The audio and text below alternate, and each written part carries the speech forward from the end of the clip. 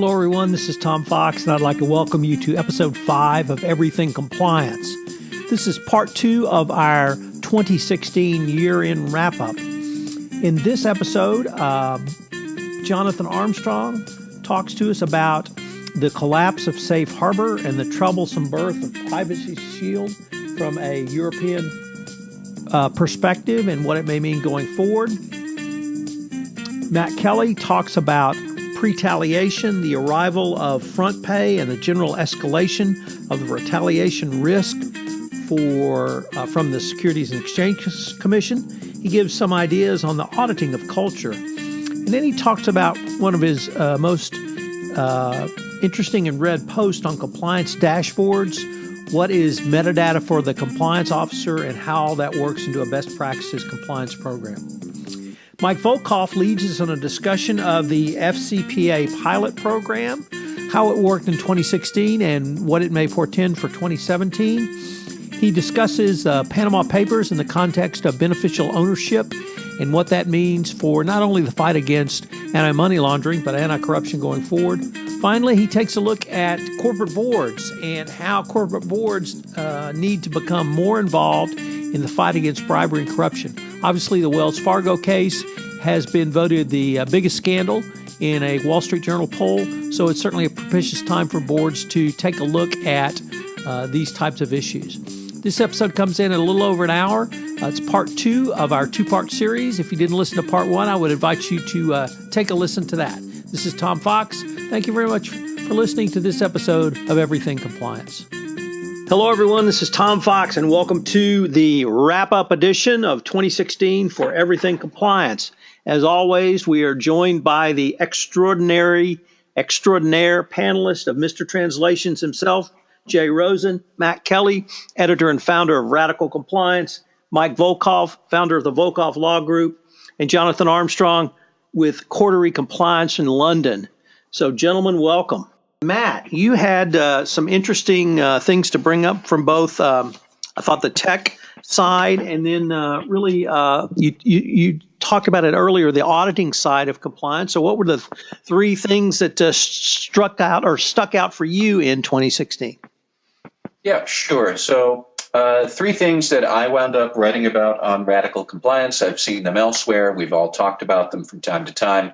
I think one of the biggest ones actually has been changing right up to this week was the escalation of whistleblower retaliation, maybe not even escalation, but more transformation of what that is, from sanctions against companies for specific instances of retaliation to this greater doctrine change and enforcement from the SEC over, are you impeding a speak up culture at your company?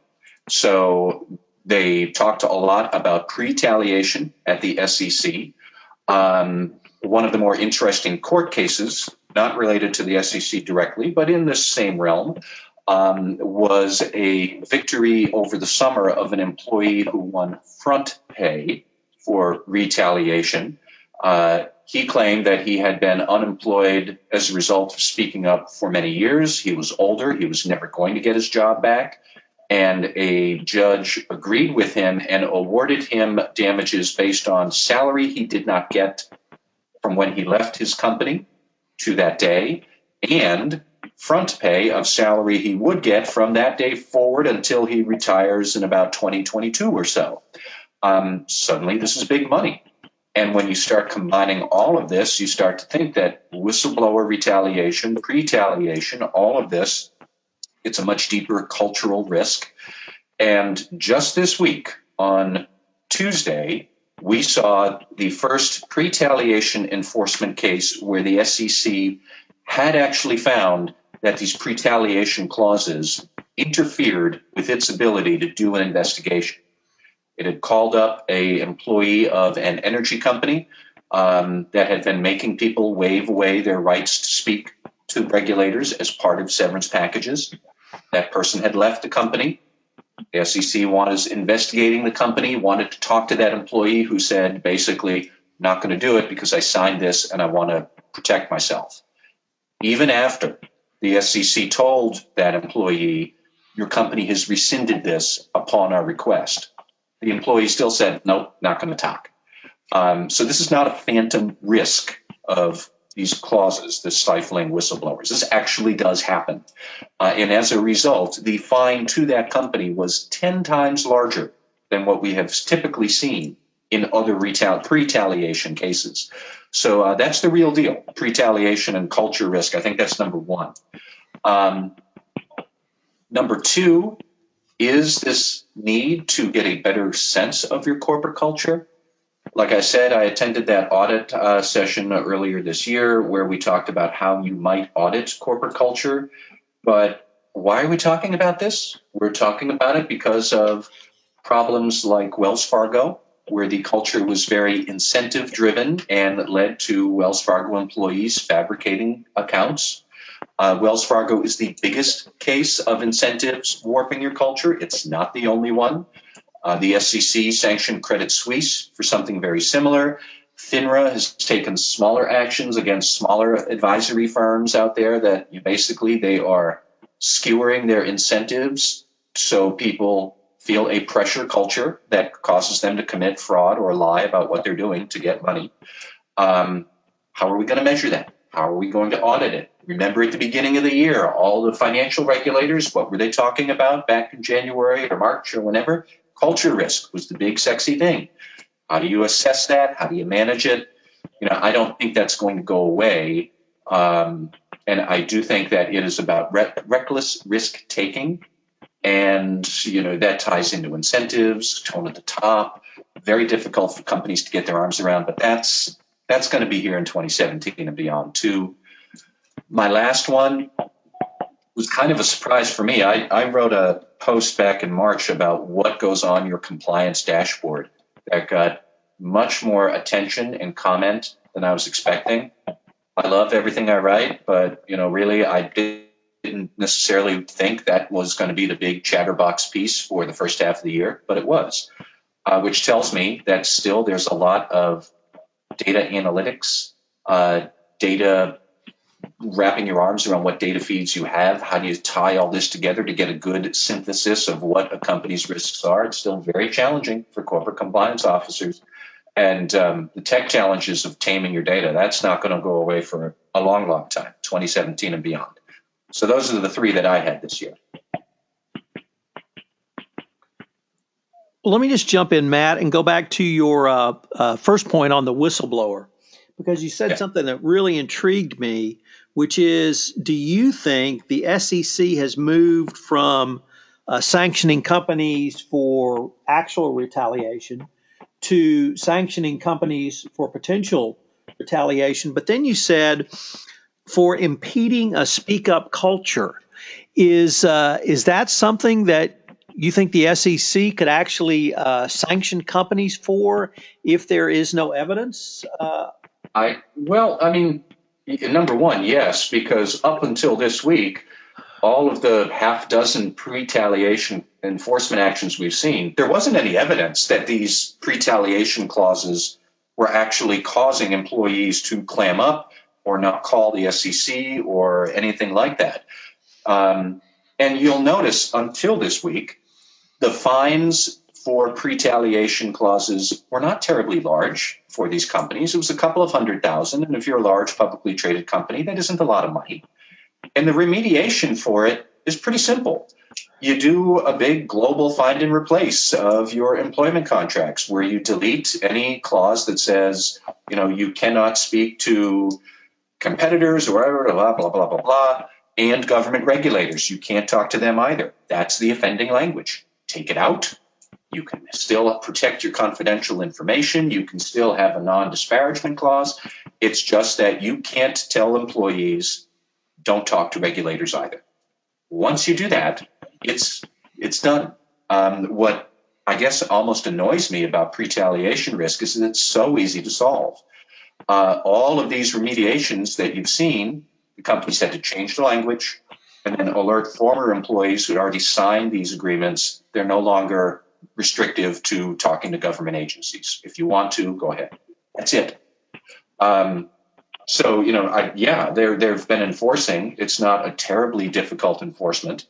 But there wasn't any evidence up until this week where we saw one case where the SEC reached out to somebody who specifically cited the retaliation clause and said, I'm not talking to you. And there was another one this week. There were two cases this week. The first one, the SEC only said that it had evidence that the clause impeded somebody from speaking. Didn't really shed much detail on it. But the second case against Sandridge Energy, that was the big one where there was some real evidence that these clauses are causing people not to talk to the SEC. And that, by no stretch of the imagination, the SEC didn't like it and imposed a much bigger fine. So, Michael, when you were doing antitrust work, how did the DOJ handle that issue around whistleblowers, or is that really just too different than to compare it to what the SEC is doing now? Well, they do have what's called individual leniency, where in the antitrust area, for example, if you're a member of a cartel and you're an employee at a company and you are participating in cartel activity, you can seek leniency as an individual and report to the government, that type of thing. I don't think the Justice Department is very far from where the SEC is. I actually think that the Wells Fargo case is going to lead to more I think active or proactive enforcement in this area, and I know Matt's been talking about this for a while, and I think he's right too, because this is perhaps one of the most debilitating sort of occurrences that can happen in any company to its culture, and in particular, we saw how Wells Fargo 8 people were fired. And Matt, I also think, raises in sort of his list of 3 a really one of my pet peeves that I guess would almost fall into the rant category is the importance of focusing on culture. And I do feel that the compliance profession has to spend more time on that issue. I think it's easier to sit there and figure out controls and policies and procedures and how to make sure things are reviewed, and it's a lot more sort of tangible than culture is. But I would like to see people develop more sort of metrics and reporting and partnering with HR offices on the issue of culture. And the more that companies devote time and resources to culture, I have always told companies it's your best control in the end, is if you have a culture of ethics. So, that's one way to turn whistleblowing into a, speak up culture is to actually fire somebody for retaliating for whistleblowing. And one company that I know in particular did that, and it had a just dramatic impact on the company's speak up culture, because everybody started to trust the system a little bit more. I mean, they actually fired somebody for retaliation. So that's, Matt's hit a couple of, I think, really big points. But I think we're going to see justice get more involved in this. That's all. So, Matt, if I could follow up on your dashboard article, because you and I have talked about data analytics much earlier than 2016 for a while now. And my sense was from the article you wrote and what I've heard you say is frustration from the chief compliance officer or the compliance practitioner on several levels. One is really not even knowing what questions to ask or what data to look at, but 2 is getting their arms around it, and 3, then having something actionable come from it. Do you think we're still really at that starting point? Yes and no. I think a lot of compliance officers would want to know, and already do know in their head, what are the 5 or 6 things I want to track on a daily dashboard? That's the easy part. But then you have to start to think, well, okay, what is the data about that data I want to see on my dashboard? that I would therefore need to feed in. I liken it to having 5 or 6 little dashboard gauges on your desktop, but there's going to be 5 or 6 feeds of data that filter into each one of those gauges, and suddenly we're talking about a couple of different data feeds. And then you get to really tricky questions. What if they're in different formats? What if it's different software? I need to talk to my IT guys about how do I do this? And that's where it gets tricky on one level. And then on another level, I think that as much as we all like to say the phrase big data analytics, you're not analyzing so much as you are synthesizing. You're taking a couple of different disparate points, a couple of different reads on your 5 or 6 dashboard gauges on your computer screen, seeing what all 5 or 6 of them say and tying them together. How is reading on one pressure gauge, what does that say about another one over on the other side of my computer? And if they've both flipped red at the same time, do I have 2 separate problems? Or do I have one bigger problem that's triggering 2 different thresholds at the same time? And that is much harder to understand. How do you take a couple of different points all together and then sit back and study them and see, oh yeah, if I configure all of this in my head the right way, I have this shining new insight. Even a seasoned compliance officer is still going to struggle with that a bit, I think. I certainly do when I think about how you configure all of this to give you something good, to give you a deeper insight to what's going on. So you've got some technical challenges and you've got some philosophical, what does this all mean challenges. But if I asked any senior compliance officer, what are the 5 things you want to see on your dashboard every day? I'm sure they'd all know the 5 they want. They just don't know how to put the 5 together the right way and what all 5 of them would say, depending on which ones are lit up which way on any given time.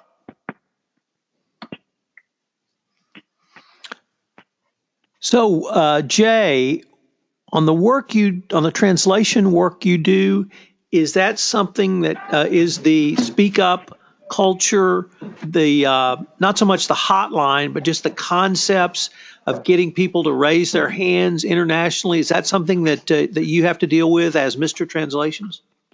It's something that we're seeing a lot more of these days. So, from those more macro issues that I've spoken about before, with the code of conduct and policy and procedures, we're starting to see a lot more discrete data that's coming in that we're translating. So, looking at the kind of stuff that Matt would be talking about, getting people's T&E reports and looking at email chains about who said what to when. So, those are certain things that when you're starting to, either read your indices or you're trying to make a case, those are things that are now coming in non-traditional languages. So, we're seeing stuff that's coming in Vietnamese or Polish or things like that you wouldn't really normally think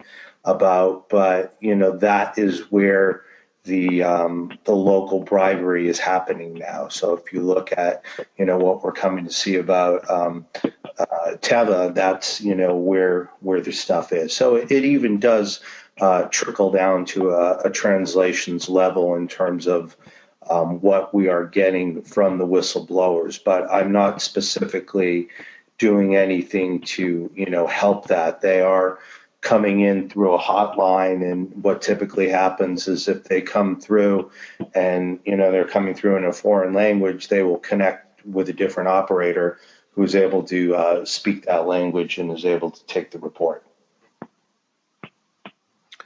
Okay, so let me take a few second break so I'll know where to edit, and then we'll swing over to Mr. Volkov.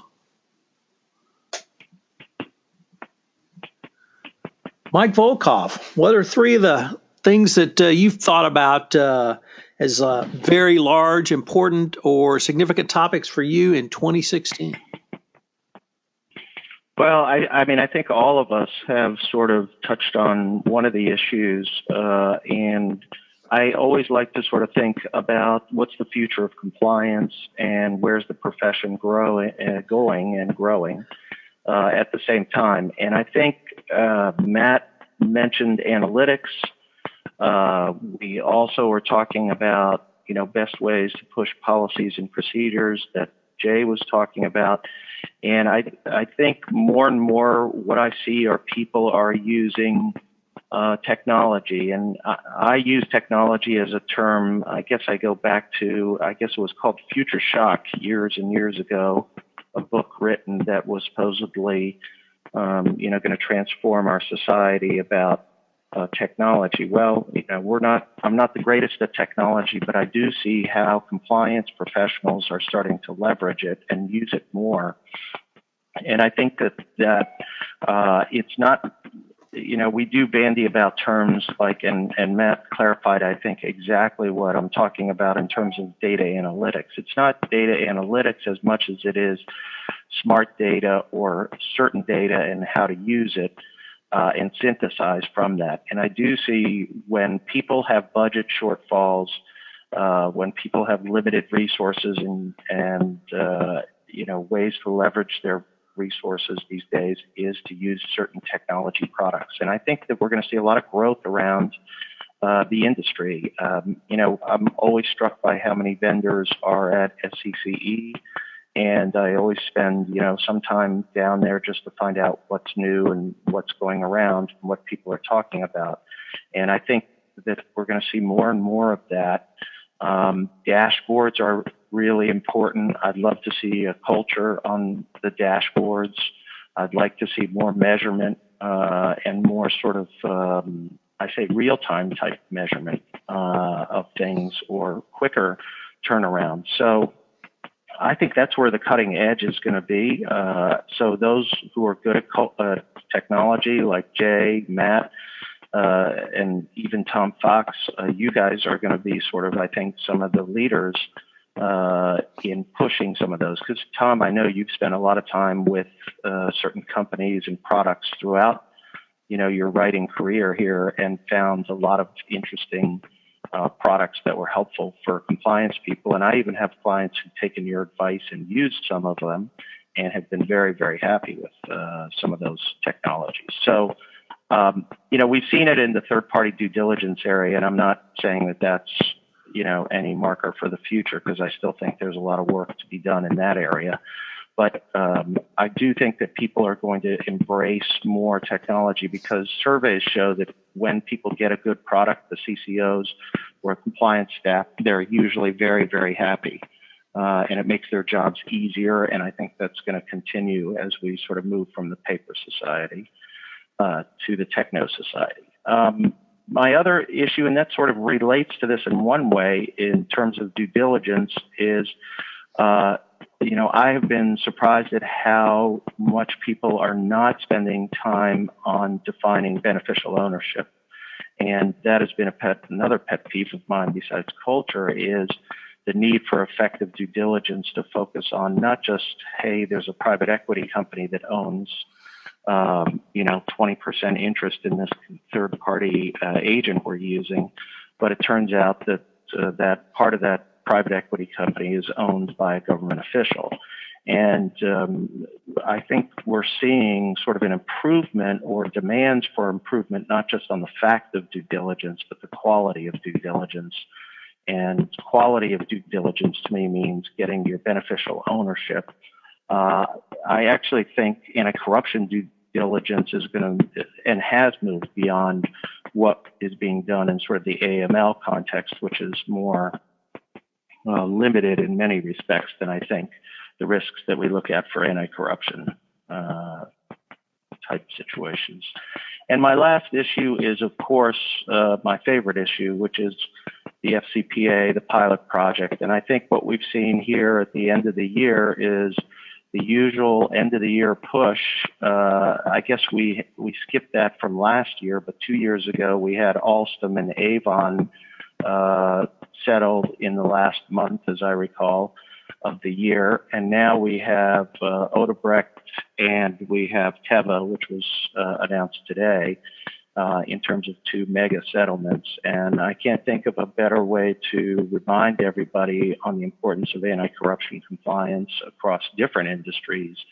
And it what is interesting to me about Odebrecht is that here we have people coming to the United States to basically get a global settlement in a way, to force the issue and to make sure that everybody is covered, and they sort of resolve the thing globally. And the U.S. government and the Justice Department, I think, was instrumental in getting that for Odebrecht.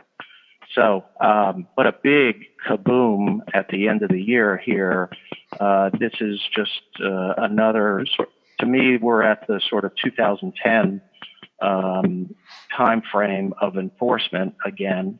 And whatever you may say about the pilot project and whether the incentives are whatever are appropriate, the Justice Department has reminded all of us again that they are the player and they're the one to watch.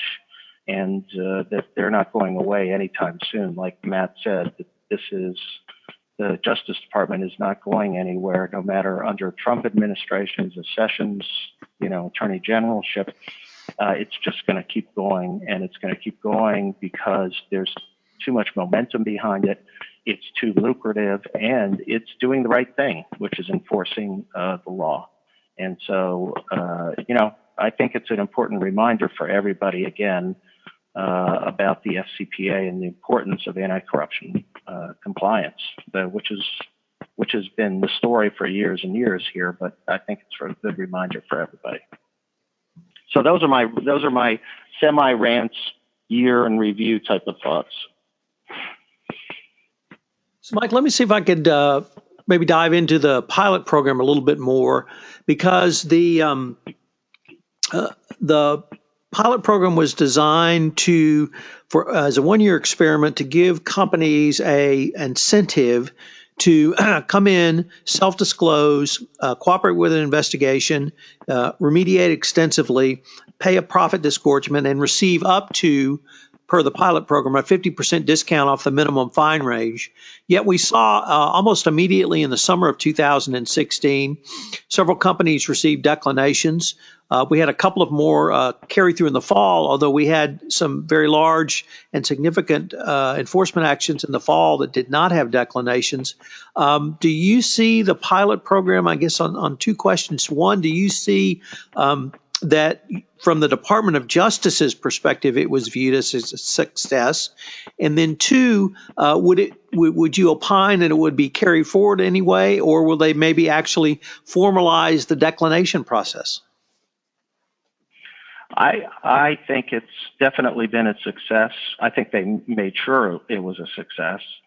And I think what the staff, or I wouldn't say the staff, but what the sort of political people at the FCPA level wanted was the ability to give declinations. They were overruled and forced to stick by the Deputy Attorney General's office, Sally Yates, and forced to cut it back to a 50% discount.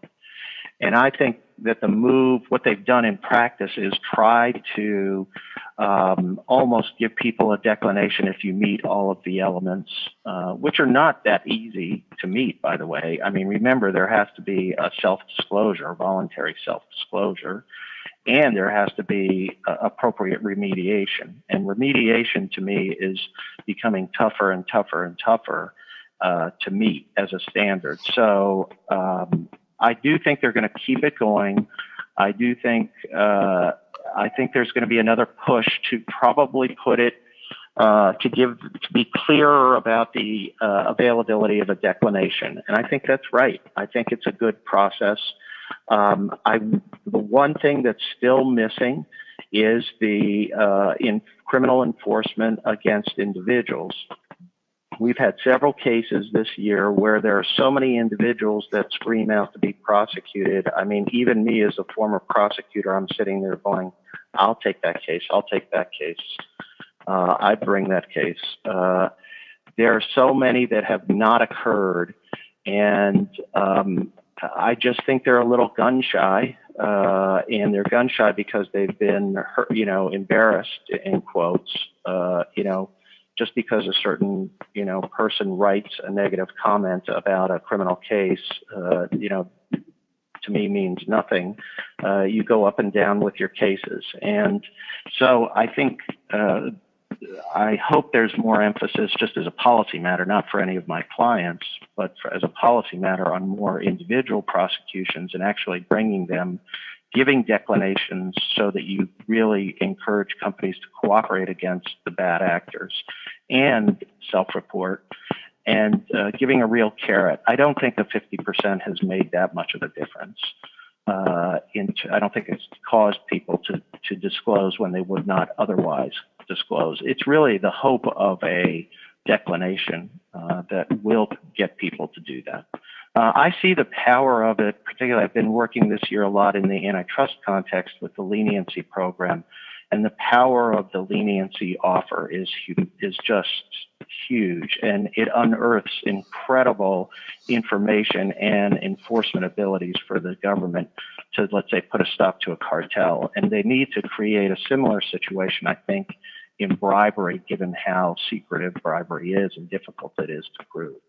So I'm hopeful that we see it go that way. And I think the momentum's behind it. I think the staff has gotten used to it a little bit more, and there's a little bit more support at the staff level than there was, I think, initially.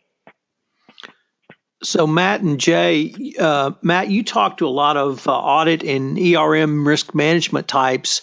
Do you hear them talking about the pilot program, or is it even on their radar? And Jay, you really are down into the tactical level in many of your assignments where you're working with lawyers who are really in the midst of an investigation. Are things like the pilot program at too high a level for them, or are they thinking about it as well? I can certainly say that the pilot program, which I am a big fan of, is primarily something that is the attention of compliance officers. I have not really heard about it discussed among audit people or risk management types, although I do think the principles behind it, they would probably welcome, but it is not, it's a little too subject specific for them to have it much on their radar screen. From outside counsel, it's definitely on the forefront of their mind. A lot of the things that we've seen that came through earlier this year when the pilot program was put into effect, some of these matters were matters that I had worked on 4 or 5 years ago. So I think not only are they using this as a mechanism to get resolution, but, one of the things that I picked up yesterday in the joint press conference between the DOJ, the SEC, and the FBI was the pace that they were able to, wrap up Odebrecht and Braskem, that they did it in less than a year and a half. And we still have some very major investigations that are becoming pretty ripe, that have been on the line for 5 years or so. So I think the promise is out there that if companies are being more proactive, that they are showing cooperation. And one of the key things that I seem to read in most of these DPAs or MPAs or declinations is that the company not only realized what was happening and not only cooperated, but they also began to remediate vigorously. So I think it's really paying tangible results. And my hope is that it gets extended for another year, and then we really have some type of historical reference to look back and see if that pace will quicken for other matters that come up in the ensuing year. So, Jay, I think you may have to leave us shortly. Any last words to the audience from the vantage point of 2016? It's just, I think the last 3 months have been just really chock full of changes. And I think we're all getting away from, although absolute numbers are very big, and, I'm sure Siemens is happy not to hold number one on the top 10. I think that we can be assured that those places are going to keep changing. And the one thing that I want to learn more about and see going forward with the most recent thing is that the U.S. really is taking a very small percentage of this global settlement, and a large deal of this is staying within Brazil. So I want to see if that is just something on this matter, or if that's going to be a trend that goes forward into the new year. So thanks, everyone. And Tom and I will talk to you tomorrow on This Week in the FCPA. So, Mike and Matt, if I could follow up on one point that might be able to tie together. Matt, on your ideas on auditing organizational culture, could you move that audit or that concept of an audit up to how a board might use that? And Mike, then could you maybe tie it into some of the things you've written about this year, advocating more compliance expertise, not delivered to the board, but actually on the board, and why you think that's so important?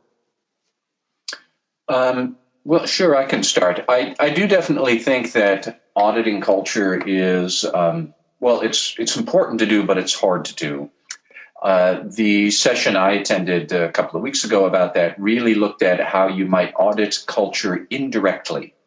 And, what other departments do you want to look at, what their issues are, and how those activities might all take together, how they might say how your culture is doing.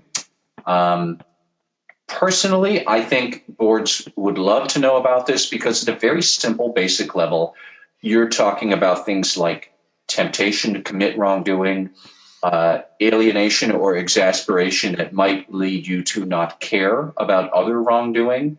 And by and large, if a company has one sort of malfunction in its culture, it probably has some others, and you could wind up having bigger problems. What I found interesting, I'll go back to that retaliation case I mentioned against Sandridge Energy.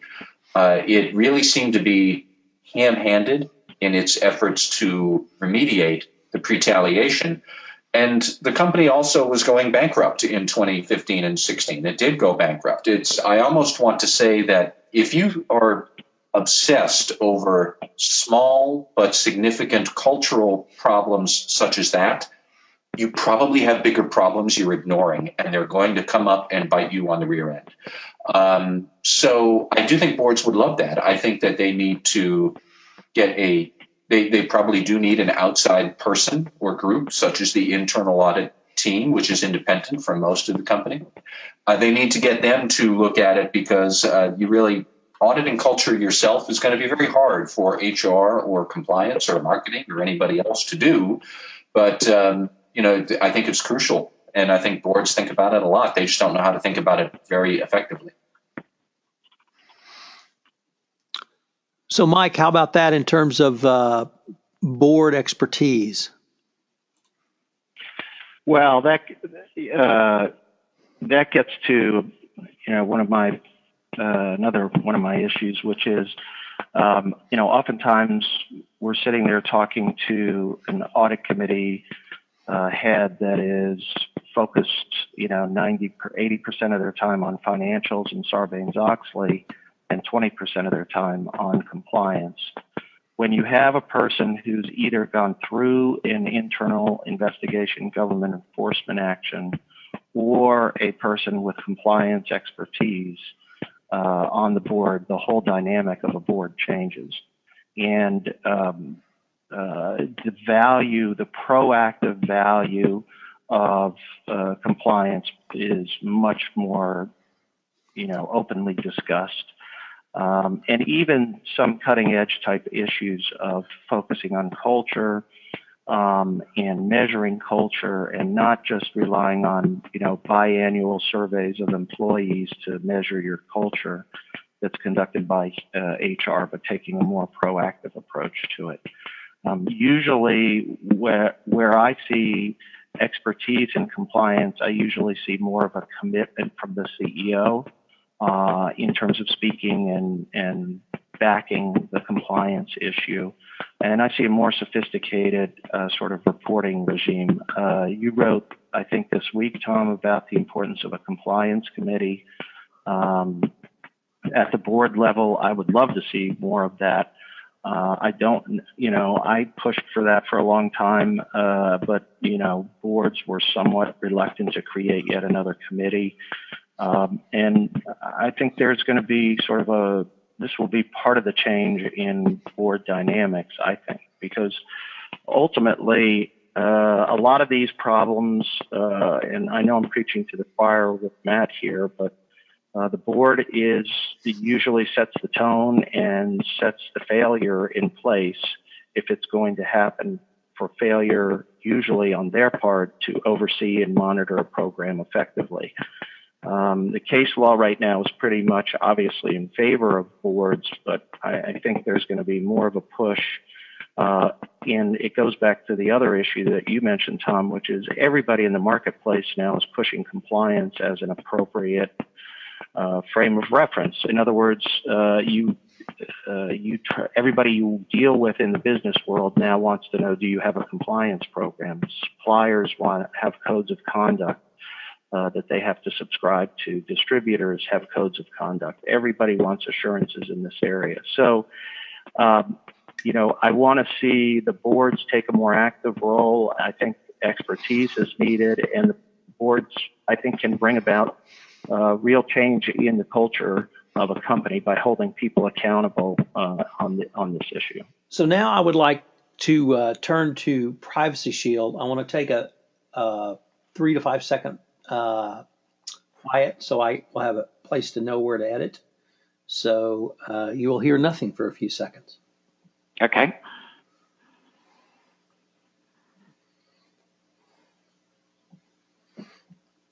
Jonathan, I think probably the most significant event for U.S. companies, even far beyond the anti-corruption world, is going to be the changes in privacy, data privacy, privacy protection, all around Privacy Shield.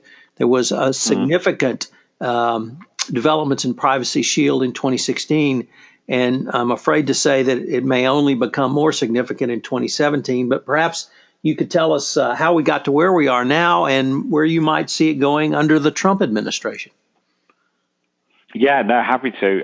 This is about, I guess, 3.5, 4 years worth of work for us in the whole Schrems case and the collapse of Safe Harbor. But to summarize, an Austrian student at the time, Max Schrems, who I interviewed a few weeks ago, brought this case against Facebook. Let's call that Schrems 1 for now. He basically said that the Irish regulators should have supervised Facebook a bit better. I'm over-summarizing, but the Irish regulators said they didn't have the power to do so because this Safe Harbor deal had been signed by the European Commission and the US authorities more than 10 years ago. The European Court of Justice said, Tosh, you, the Irish regulator, should look at this. And then I think the slightly more surprising thing is they said, oh, and by the way, Safe Harbor isn't valid. And they said this in October 2015. How it works with European privacy law is currently each of the regulators in all of the EU member states is sovereign over its own jurisdiction. Some of them jumped the gun and said, we will start investigating. Most of them, though, said, we will postpone doing anything until the end of January this year, 2016, and you, the European Commission, have until then to put a new deal in place. Now, the Commission missed that deadline, but in very early February, they said, we've got something new, you're going to love it, it's called Privacy Shield. And they then announced final details of this Privacy Shield in May. And you know what? People didn't really love it at all. It's not something that I think is, let's just say it's not a healthy child. And it isn't, I think, materially different from Safe Harbor in some of the respects that were criticized. The scheme opened for business on August 1st. It has attracted a number of companies signing up, depending on who you believe, maybe about 1,500 applications. that are being worked through by the US authorities, and some of those are big names: Ernst & Young, Facebook, Google, Microsoft, Oracle, ServiceNow, people like that. But there is another challenge coming. There's a hearing in February 2017 in Ireland, which is likely to see Privacy Shield also referred to the European Court of Justice, where it might suffer a similar fate as its big brother, Safe Harbor. In addition, of course, there are a number of other challenges to it. Firstly, the Trump administration, I think, is causing some alarm in Europe. Now, again, to oversimplify, part of the foundation of Privacy Shield is a super memo, which is written by Obama to the, as an executive memo, if you like, saying the US authorities have to give equivalent rights to European nationals as you would give US nationals to complain about issues relating to mass surveillance. And will this super memo be rescinded by Trump? And we don't know the answer to that. We know that he's said good things about the NSA and he's said bad things about them as well.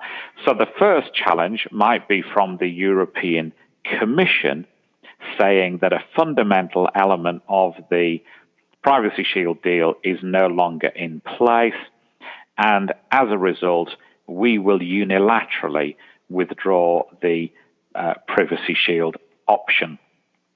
The second potential challenge is this challenge that's going through, you might call it the Schrems 3 case, that's going to the European Court, but that might be about 2 years away. So we've got this February hearing coming up, and then there might be a referral time of maybe another 18 months to get in the ECJ list. Schrems is pretty confident that that challenge will succeed eventually. The words he gave me when I interviewed him was, Privacy Shield is safe harbor with flowers on it. It will probably be killed by the European Court. And there are some more challenges as well. One of the German regulators, Germany has a state-by-state system rather than a federal system. One of the German regulators has petitioned to have powers to refer it to the ECJ himself. Presumably he wants to do that more quickly.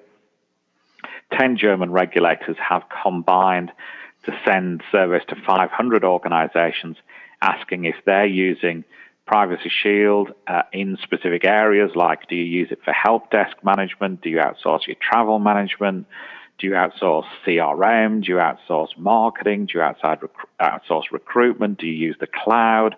All of these sort of things. So there's a potential challenge by regulators there. They wouldn't have to go back to court if they think the Privacy Shield's inadequate. They can just effectively start and prosecute businesses who were relying on Privacy Shield, and some in Germany would like to see them doing that. And there are a couple of other court challenges going through the system as well. One from an organization called Digital Rights Ireland, and one from a consortium of organizations which include La Quadrature du Net, a Paris-based pressure group, the French Data Network, the FDN Federation, who are bringing proceedings in a different European court. A little bit complicated to explain the differences, but that's a Luxembourg-based court called the EU General Court. But again, these aren't proceedings that are done very quickly. And one last thing to mention, which again is something that I think people haven't particularly looked at, is there's a particularly potential bear trap, I think, for the US government here, in that obviously Schrems' challenge is premised in part on the Snowden allegations and the allegations that the NSA are involved in mass surveillance and that they're using US corporations as part of the proxies, if you like, for this mass surveillance exercise. Now, so far, of course, people have tried to air those issues in US courts, but it's open to the US government to say on the basis of national security, the evidence can't be insisted upon in US proceedings. Now, of course, in Irish proceedings, which the Schrems 3 case is, it would be difficult for the US government to argue that US national security trumps any ability to get evidence from the US government unless they can say that the US national security interest is identical to the Irish national security interest. And the US government applied to effectively be joined into these Irish proceedings, so they may themselves be forced to have a trial, if you like, on the veracity of Snowden's allegations. And if they are going to deny the allegations, they may be in a position where the US government has to say, no, Snowden is wrong. This is how the NSA gathers data, and get granular, if you like, as to how the whole of the NSA's operations work. And I'm not sure that's what the US government intended to do when they joined the Schrems 3 proceedings, but that might be an interesting battle, but one that'll, I think, be very long-winded. And why does this matter to corporations doing business in Europe, US corporations? Well, partly because there's all this uncertainty over these various bits of litigation and regulatory activity, but in part because US corporations have had a significantly harder time in areas like internal investigations, in areas like implementing ethics programs in Europe, because workers' representatives, particularly works councils in places like Germany and Austria, France, have spoken about the collapse of safe harbor, feel that the court has endorsed what they've been thinking for a long time, and are making life very challenging for US corporations. So was that a very long-winded answer, Tom, to what was a simple question? Well, Jonathan, the other than keep reading the client alerts that your firm puts out, what can or should a U.S. corporation do other than perhaps wait until June to see how this all plays out? Or are there any proactive steps they could take in the first quarter or first 2 quarters of 2017? Yeah, I think there are a number of things you can do. I mean, I think generally, the other thing on the horizon is U.S. corporations have to prepare for a new set of rules anyway called the General Data Protection Regulation. They'll increase the fines for getting it wrong to 4% of annual revenue. And U.S. corporations, insofar as they target Europe, they do business in Europe, they employ people in Europe, will be subject directly to the rules as well. So for most corporations, 2017, I think, is going to be a year of data husbandry, if you like. They're going to have to get their houses in order, partly because of the uncertainty of a privacy shield, but partly because of this GDPR coming in as well. One of the things they can do, I think, is to look critically at who they disclose information to and why. This is a challenging area. The UK, for example, also has new investigatory powers legislation in 2017. So corporations will often feel that they're obliged to cooperate with various government agencies to provide data, but that's not necessarily the case.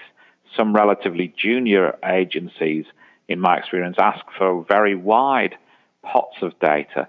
And for most organizations, they need to have a policy as to whether they're going to cooperate or not, and whether they're going to make sure that there's a lawful procedure first. So that's one of the things they can do to limit their exposure. Secondly, look at what's called subject access requests. This is the start of the Facebook litigation. Schrems makes one of these subject access requests, which basically is a request to an organization saying, give me the data you have on me. Those requests become free from May 2018. The amount you can charge doesn't really put many people off anyway. It's only around the $15 mark. But we are going to see an awful lot of subject access requests. So have a process in place to deal with those as well. And I think my third would be look at other mechanisms of data transfer. If it's, you might be able to get consent arguments, very tricky when you're dealing with employees, but look at whether binding corporate rules might be an answer for you. EU model terms could be an answer, but they're subject to challenge in the European court case as well. So it's going to be a challenging situation, but I think for most US corporations, you don't want to be choosing one horse in the race, particularly if that horse is Privacy Shield. If this was the Kentucky Derby, you have got the opportunity to back, 4 horses rather than put all of your money on one. So why wouldn't you adopt that as a cautious strategy? Well, Jonathan, thank you very much. My pleasure, Tom.